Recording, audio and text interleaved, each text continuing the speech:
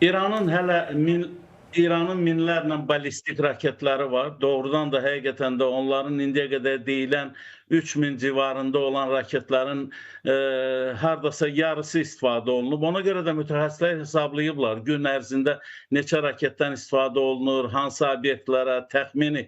Sözsüz ki, o qərarlar yəni İran prezidenti silahlı qüvvələrin rəhbərliyi tərəfindən qəbul olunur. Eyni zamanda da İsrailin, yəni həm Benjamin Netanyahu tərəfindən, həm də sizin də bir qədər bundan əvvəl adını çəkdiyiniz İsrailin Müdafiə Naziri Katz tərəfindən, yəni bəzi açıqlamalar verir, fikir verin.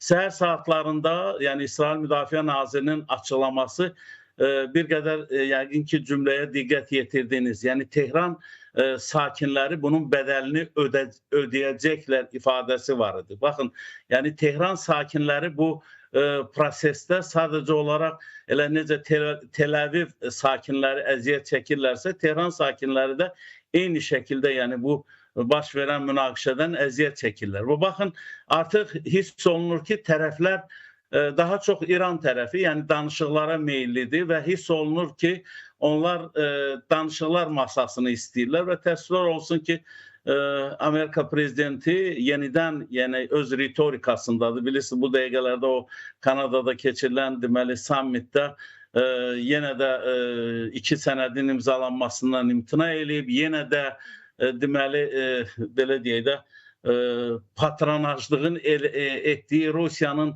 G8-in dağılmasının səhv olduğunu yəni öz həmkarlarının diqqətinə çatdırıb və digərlər. Yəni siz bayaqları bir məsələyə toxundunuz ki, bu günləri doğrudan da Amerika bu müharibədə iştirak edəcəkmi? Artıq deməli onlar deməli yaxın şərqə aviadaşıyıcı S-1000 deməli yönləndiriblər.